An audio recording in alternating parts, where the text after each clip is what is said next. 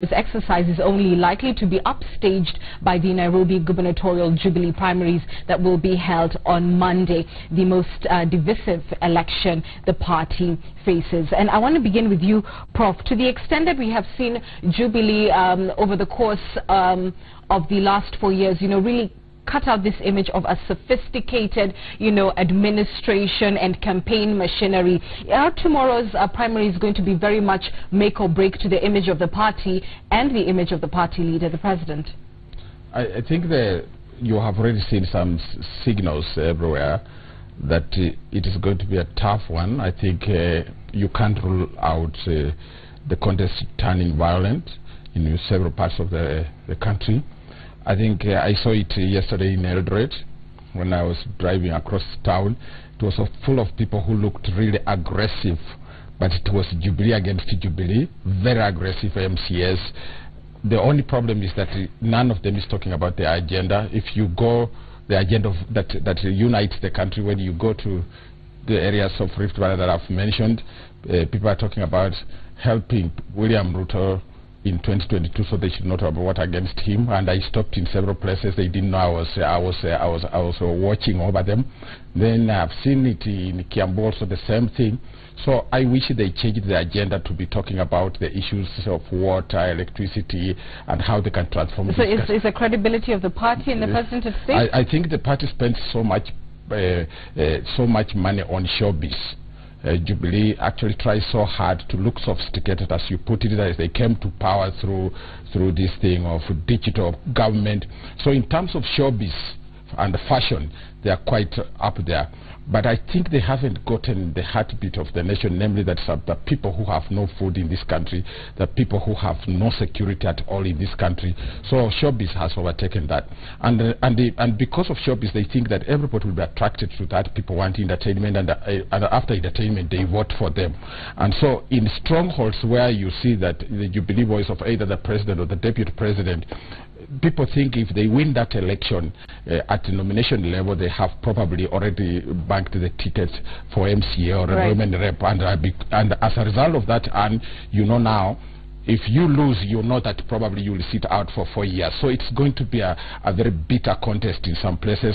Some people will probably lose their teeth, others their eyes. Some people we certainly hope not. Let's not be prophets of doom. No, but we are saying that already we have seen it, that some people are so intolerant. Okay. I hope it doesn't turn out like that. All right. And Prophet said various things. One, pointing to the factor of violence, which the president also spoke about today. But he's also talked about the showbiz, I beg your pardon, that is associated with Jubilee's machinery, and perhaps that being, out of step with the reality of people's wants and needs. I'll allow you to respond to that first before we get into the nominations. Well, I think one of the things that informed the coming together of the several parties to make Jubilee is important, that we don't lose sight of that. This is a country which is emerging from a very traumatic period of 2008 post-election violence, which was followed by the ICC process, which also put this country in lots of danger. We are a country which is struggling with the building of a modern Westphalian state with same currency, same flag, same national anthem, central banks, field force, and all that. This, as a country, is still a project in the making. The biggest problem in the whole of Africa, which makes African countries fail, is ethnic strife, tribal violence, one tribe against the other. The Jubilee is a bold step to try and create a space for all Kenyans, so that we can bring as many Kenyans as possible to feel that they belong to this country. We want to usher in a new era of a new Kenya where all of us can feel that we belong. I think we should not lose sight of that. Okay, and that, I suppose your point is that it's going to take time to get there. Nonetheless, but we have started. You feel you've started, fine. As we get into the primaries tomorrow, Do you have any concerns? Are you concerned that, you know, with the ugly scenes that we've seen of violence in various parts of the country, Jubilee strongholds, that this could very well taint the image of the party and of its party leader? Well, of course we are concerned, and that's why I've personally issued lots of cautions to our aspirants. The president himself came out today to talk about violence in the political process. Unfortunately, because of our history of violence in the political process, especially at the party level, it often pays. The person who is most violent is able to disrupt the process, as we saw in Kasarani, in the Men in Black incident, which everybody now knows about. Who prevailed? The person who prevailed was the person who hired the Men in Black. That culture has been allowed to gain currency in this country, and the biggest problem, biggest challenge we are facing is especially of incumbents who in the past even probably got their positions through that flawed system, and now we are forcing them to at least accept a process that is fair, that is not having any of that violence. And in fact, a lot of them are crying foul because these are processes that they have not been able to penetrate. I mean, this afternoon I had an argument with one of the aspirants who insisted that he wanted his own presiding officers, and when we said you're not going to have your way, he actually resigned from the party this afternoon. But you don't, you know, Mheshimiwa, one of the things that have surprised me in this Jubilee nomination is the fact that I was expecting it would not do things the NASA way with regard to clearing candidates. We thought that you have a responsibility as a political party which wants to unite Kenyans around values. We thought you would go back to Article 73 of the Constitution, Chapter 6, and make sure that some of these people who have been known to cause violence are completely bad. I don't think you are biting enough, because even in terms of clearing people who have integrity issues, I don't think the party has done as well as we expected, because that party is in government and it's hoping to form the next government. It should give better signals. There are so many crooks within Jubilee who are going to vie and probably cause this violence. I don't know whether it crossed your mind that that should have been done relative to the constitution party level. Maybe you just say, we think your name is tainted and you shouldn't participate. Even at the poll at nomination level, you shouldn't participate. We are not going to say you have made mistakes. You can go and clear your name with IEBC or whoever, ESCC, but then we think that your name has been fatally mentioned in some You're saying they should have not even made it to the nomination process. I don't know what you think about that. Let me respond to that. Well, it was tough. And you know, you make that judgment call, and you should know that people are entitled to go to the political tribunal, dispute tribunal. People are entitled to go to court, and in fact we have been taken to court by some of the aspirants that we barred from participating in our process. We still have ongoing court cases. We even announced some of them yesterday, so we've tried our best. Professor, I think this is a Kenyan problem. It is not just a Jubilee problem. It is a Kenyan problem, and I think it is incumbent upon us. I had discussions with the IEBC, and I told them, look, if there are people who visit violence on us or on their opponents during the nomination process, we want to disqualify them. But we want also an assurance from the IEBC that once we disqualify them, they're not going to use their flamboyance and populism to be allowed to contest as independents. The IEBC should not give them a window to continue to be disruptive. They should be barred entirely. They should be barred entirely. So it requires the support of the IEBC. It requires the support of the political parties, regulatory mechanism. It requires the law courts as well. In this country, you and me know that criminals go and wash themselves clean in the justice system. So this is a disease. It's bigger than Jubilee, is what you're saying. But in as far as the primaries that are taking place tomorrow, what kind of security arrangements has the party possibly with the police force put in place to ensure that where these primaries are taking place, as much as possible law and order is guaranteed? Yes, we have informed the police of all the places where we are conducting our primaries. We have requested for that help from the police, just like other parties had similar access to the police. Security was availed to them. And, we don't have our own men in black to provide security. We can only depend on government security. When that fails, it is not the failure of Jubilee as a party. It will be a failure of the security agencies.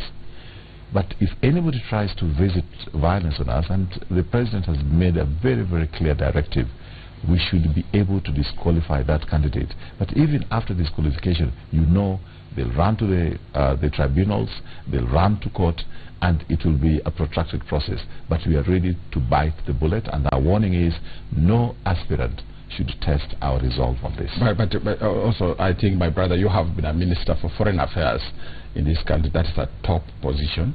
You know what such a violence can cause, the damage it can cause to our country.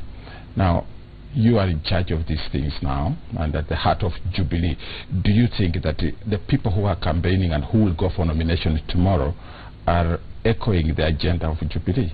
Because I don't think that probably you got a chance to meet everybody. Do you think in their campaign they are echoing the agenda of Jubilee, the development agenda of Jubilee, apart from the fact that Jubilee also wants peace, or have they veered off that agenda? Right, and let me add to that the fact that I think we saw the party also saying that, in some areas they're considering even interviewing candidates. What kind of engagement has there been between the party and aspirants, and how much do you know about the people who are hoping to vie on your party ticket? Well, we have a very unique situation in this country, Professor, and my sister, maybe my daughter. Dear Lord. Yes. And goodness. Yes. So we do have a very unique position in this country. If you take, for example, in South Africa or in the UK, parties actually decide on who is going to represent him in certain areas, and it's not universal suffrage as what we have here. So to that extent, our democracy is still very much in its embryonic stages. We're experimenting, going ahead. There's nowhere that requires that Jubilee has to go through this kind of process. Our constitution, and indeed the constitution of the other parties, is such that you can give direct nominations, you can have consensus, you can develop a delegate system to decide on who should be the candidate. So, we are in this era of transition as far as multi-parties. So how much do you know of your aspirants? Well, we try to get as much information as possible. They have to fill forms, they have to be compliant with requirements of the IEBC, because if they are not and we present them to IEBC as our candidates, they could be disqualified, especially with respect to governor seats. Really, for me, the main thing is that this is a responsibility for all of us as a country to, first of all, shun violence. Because, in fact, I was telling somebody the other day that in terms of logistics, in terms of coming up with ballot papers with 5 security features, making sure that we have a credible process, the logistics part is the easy bit. The problem we are having is that so many people are contesting, and 99% of them would want to win and don't care how they win. They want to win at all costs. So in fact, we are managing a process of stopping rigging from going ahead. Which is what I suppose speaks to the point that Prof is making. You cannot be certain that the people who are vying on your party ticket actually espouse the ideals of the party. But be that as it may, because we've talked about this sort of must-win kind of scenario, a lot of the big names that are in this contest and who are facing equally strong challenges, Prof, are people who are, either major supporters of the party in terms of mobilizers or financiers, etc. How are you going to manage stemming the tide of a fallout once some of these names actually lose at the nomination stage? Are you concerned that this could cost the president at the end of the day? I'm looking for a fairer, I'm thinking of what could be a fairer system given our circumstances.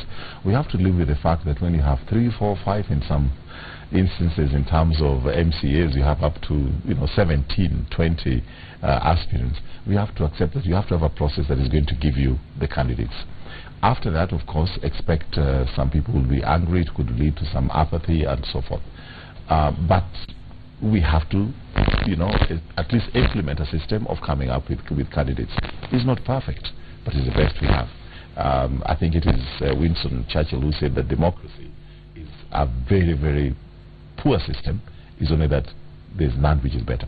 No, but before Winston Churchill, Plato had said, yes, this is the government by mobs, and it is the dirtiest form of government. Yes. So, but I think what concerns me, the confidence with which you speak about this as a member of the party, you have become Secretary General, I think, of the party.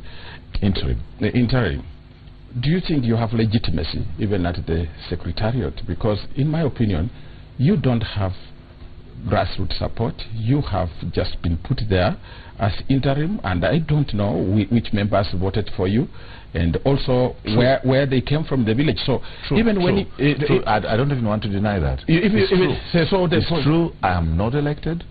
So how can you discipline people and you are not elected? That's it. I want to explain to you. Yes. I mean, it would be a problem if I was trying to tell you that I've got the mandate of all the Kenyans to be Secretary General of the Jubilee Party. It is true. I'm not elected. I'm serving at the pleasure of the party leader and the deputy party leader, and this is according to the transition clauses of the Constitution that has made Jubilee be the party that it is in its formation stages. So we are actually existing now in the era of transition. After having the party election process, which is supposed to be 3 months after the general elections, then people will get there who have got legitimacy. But you have to understand that there has to be a birth process, a crawling process, then a running process. We are at that stage of formation, and therefore, to that extent, I've got absolutely no legitimacy as an elected. No, as an elected person, because I'm not elected. Right. I'm serving there based on a transition clause, which is in the party formative constitution. Fair enough. I want to switch gears now to the question of... Does that make you happy, sir? Of the...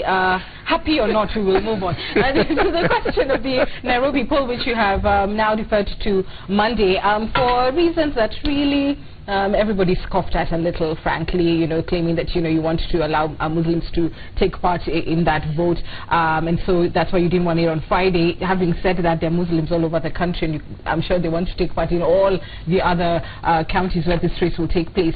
Nonetheless, the biggest question surrounding the Nairobi primaries is the difficulty in terms of getting a compromise candidate. And Jubilee on this one is starting to look a little bit like NASA in its quest to find a presidential candidate. What is so hard in brokering a deal between these two seemingly very strong camps of Peter Kenneth and Mike Sonko? Actually, I think the president spoke to it, so I don't really need to speak about it. There was a school of thought that as much as possible there should be a compromise, and that we have managed to achieve that in Mombasa when Maboza and Shabal reached some agreement and one became the deputy of the other one. That reduces the amount of bloodletting in any party process.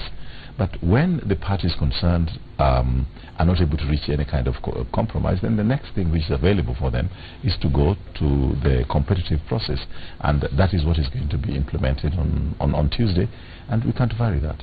And yet it doesn't seem like the best way out of Jubilee. A lot of your supporters would even quietly whisper that you cannot afford to lose Mike Sonko on the ticket, that this particular race is for Jubilee to lose, that a lot of people are looking for options to the incumbency of the current governor right now, and that at the end of the day, if you can't broker a deal, that if you have to go to the vote, then it's going to be ugly, and ultimately Jubilee will lose.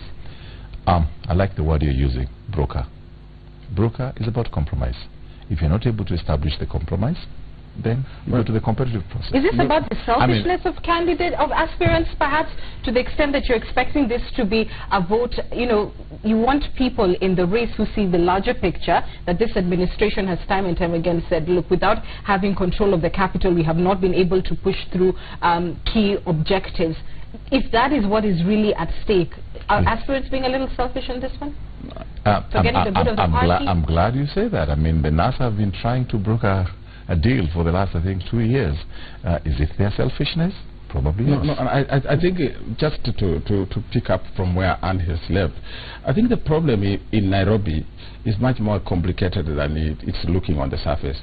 In my opinion, and after I've thought about it quite for a long time, I think the crisis which surrounds Sonko on one hand and Peter Kenneth on the other has nothing to do with the 2017 elections.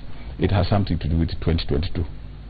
And whichever way you look at it, you will have to lose something and take something.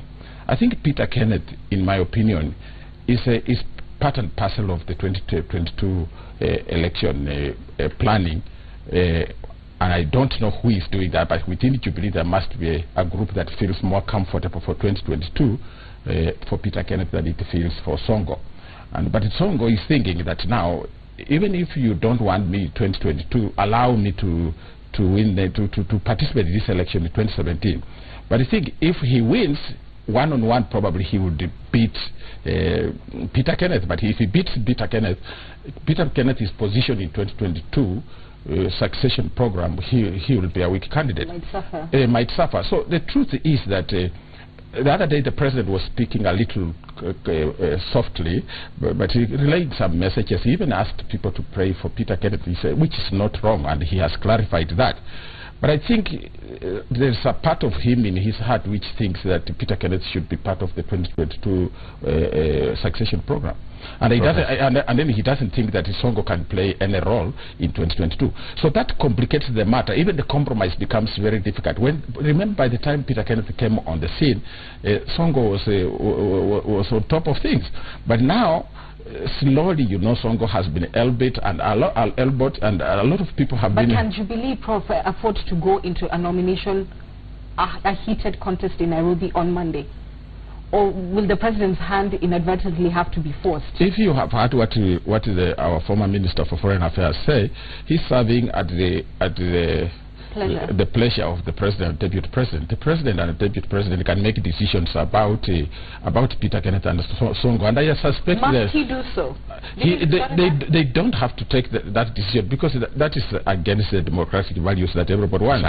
But then they must also consider certain interests, embedded interests. If their interest is about 2022, then they will have to take decisions which probably are undemocratic. I think you have seen that the two gentlemen, the president and the deputy president, have been a little cold towards Sonko than they were 2 years ago. So, so there must be a reason. Well, I mean, Professor, I really envy you, and I'm glad that this is a country of free thoughts, and you can, have an opinion as to about 2022. But let me tell you, my brief right now is very clear. 2017 elections, because that is the next elections. Beyond that, well, people can speculate as much as they want. What gives you confidence going into this race finally, that you can get the president back into State House after the August poll? Well, what has changed in the opposition? The whole array of leaders who are trying to come together, he beat all of them combined in the last elections. Now he has got a track record. He doesn't have ICC pulling him down. He has a track record. He has gained momentum in the coast, in parts of western Kenya, Kisii, Bungoma, and all those places. So I think his chances are much, much more. He has a very easy style with the rest of Kenyans. I mean, you saw what was happening in Kisumu, just 2 days ago. Quite unexpected. I mean, everybody's cheering him.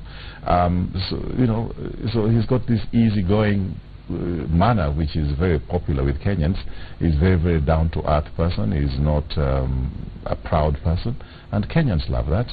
And all the polls, poll after poll, which are professional polls, put him ahead of the pack. I think there's something I agree with you. Uhuru Kenyatta as a person is a likable person. That is a fact. But you see, elections are about other things which are beyond that, being likable. He actually attracts a lot of people around himself. But I just want you to interject on this one before we conclude. Really, what's the difference between Jubilee and the NASA? That you can sell. That's the final comment, because we're absolutely out of time. Yes. The difference. Huge. We stand for bringing this country together. NASA stands for benefiting the individual leaders as tribal lords. So you are not tribal? At least. Your party is tribal, Mheshimiwa. Well, you know, let's have intellectual honesty. Yes. The two communities who fought before have come together. It is a fantastic building block on which other Kenyans can also build for the future of this country, or a new Kenya. What the opposition is offering us is how they can divide bits and pieces of the pie for themselves as leaders of different tribes. That's a huge difference. And that's where we have to wind up. Private Tuju, thank you so much. Thank you very much. Secretary General of Jubilee, and of course Edward Kisengani, our resident political analyst. I want to give you a quick clarification. Migori Governor Okoth Obado has clarified that rowdy youth who invaded a training session for ODM poll officials were not his supporters, as alleged.